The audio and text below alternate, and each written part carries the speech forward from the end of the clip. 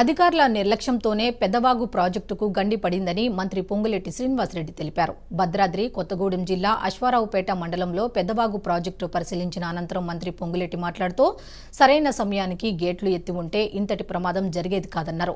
పైనుంచి వచ్చే వరదని అంచనా వేయకుండా అధికారులు నిర్లక్ష్యం వహించారని మండిపడ్డారు.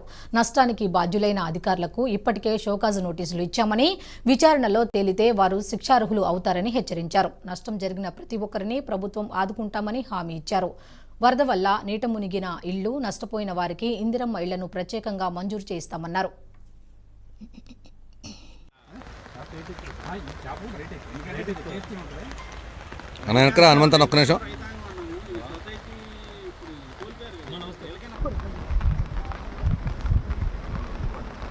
మనస్ఫూర్తిగా నేను అంగీకరిస్తున్న అధికారులు సరైన టైంలో పైనుంచి ఇన్ఫ్లో 70,000 క్యూసెక్లు వస్తుంది అని తెలుసుకున్న తర్వాత రిజర్వాయర్ని టోటల్గా డిప్లీట్ చేయాల్సి ఉండే, అంటే నీళ్ళు మొత్తం కిందికి వదిలేయాల్సి ఉండే.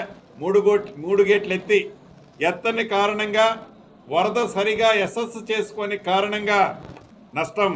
ఈనాడు దేశ సంపదలో ఇది నష్టం జరిగిన మాట వాస్తవం. ఏ రాష్ట్రమైనా ప్రత్యక్షంగా ఇప్పుడు అధికారులతో చూసి పరిశీలించా.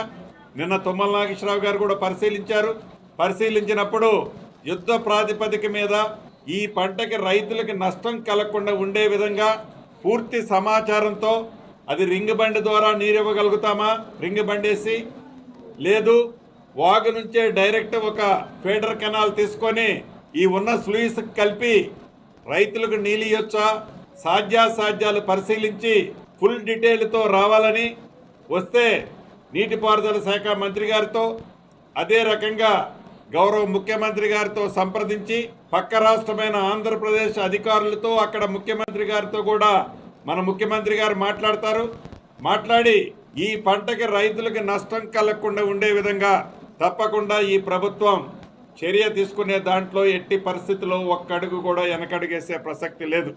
ప్రాథమిక సమాచారాన్ని బట్టి కలెక్టర్ గారు నివేదికలు ఈ రోజుకు పూర్తయ్యాయి. దీంట్లో సుమారు ఒక 400 ఎకరాలు ఇసుక మేటలతో నింపబడింది. అది రిమూవ్ చేయాల్సిన అవసరం ఉంది అనేది కలెక్టర్ గారు వారి కింద అధికారులు ఇచ్చిన సమాచారాన్ని బట్టి చెప్పారు. ఏదైతే ఈ 400 ఎకరాలకి తెలంగాణ రాష్ట్ర ప్రభుత్వం నుంచి ఎకరానికి 10,000 రూపాయల చొప్పున ఆ సిల్ట్ రిమూవ్ చేయడానికి రాష్ట్ర ప్రభుత్వం నుంచి శాంక్షన్ చేశాం. అదేవిధంగా ఏదైతే నారుమళ్ళు పోసుకున్న రైతులు, పత్తి వేసుకున్న రైతులు ఉన్నారు, అంటే పత్తి కూడా మొక్క దశలోనే ఉంది, నారుమళ్ళు కూడా ఇంకా నాట్లు వేయలే. ఈ నారుమళ్ళకు సంబంధించిన విషయంలో కానీ, పత్తి వేసిన రైతులకు కానీ విత్తనాలు ఏవైతే ఉన్నాయో ప్రభుత్వం పక్షాన నాణ్యమైన విత్తనాలు బాబాయి